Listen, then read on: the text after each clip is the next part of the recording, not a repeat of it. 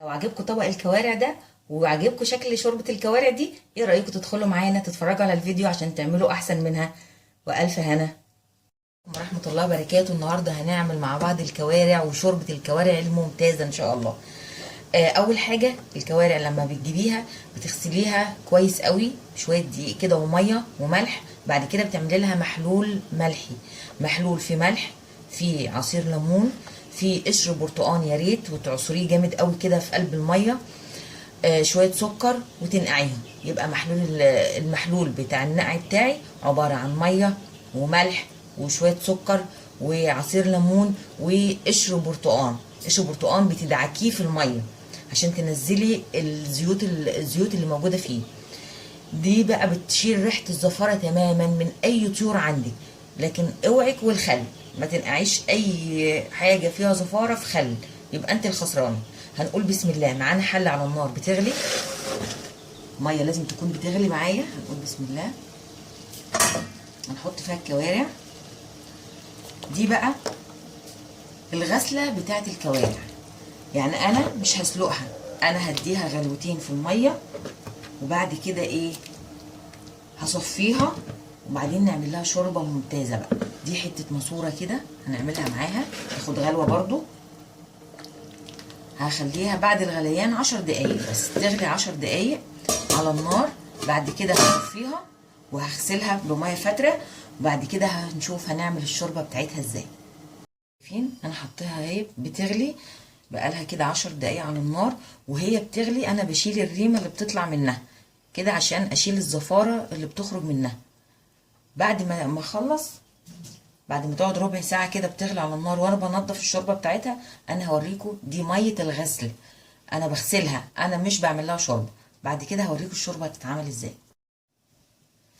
خلاص احنا صفيناها شلناها من الميه. طول ما هي بتغلي على النار انا بشيل الريم اللي بيطلع منها علشان اشيل الزفاره اول باول. قعدت ربع ساعه على النار تغلي، بعد كده صفيتها من الميه بتاعتها ودلقت الميه خلاص. بعد كده هنحط لها ايه، معلقه سمنه بلدي كده، بسم الله، وهنبدا نحطها فيها نشوحها فيها، بسم الله.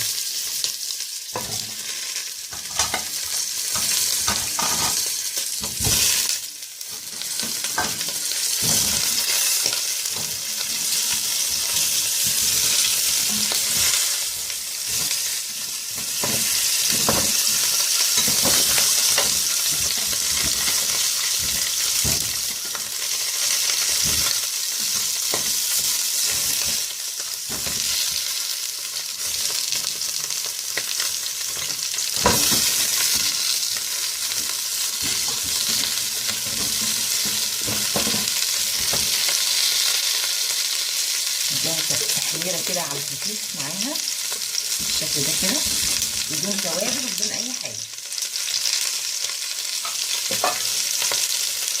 بعد كده هزودها ميه سخنه، ما تزوديش ميه بارده.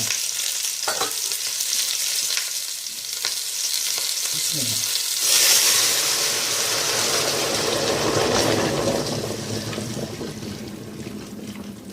نزودها ميه سخنه، مش هضيف لها اي حاجه دلوقتي، انا هسيبها تغلي شويه عشان لو طلعت ريم تاني انا هشيله. وبعد كده نحط لها بقى التحابيش بتاعتها. كده بقى لها ربع ساعه بتغلي، شلت كل الريم اللي خرجت. بعد كده هنقول بسم الله. معانا كمون وكزبره مطحونين، فلفل اسود وثلاث فصوص توم دقهم نص دقه كده اهو. ومعانا كمان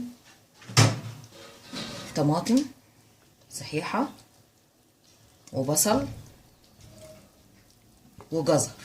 دي كده الشوربه بتاعتي، هسيبها لحد ما تستوي وبعد كده نضيف لها الملح في الاخر خالص قبل التسويه ب10 دقايق بالظبط. احلى شوربه كوارع ممكن تدوقوها في حياتكم، واطعم كوارع ممكن تاكلوها. ما تنسوش اللايك والاشتراك وتفعيل الجرس عشان يوصلكم كل جديد ان شاء الله. والف هنا وشفا.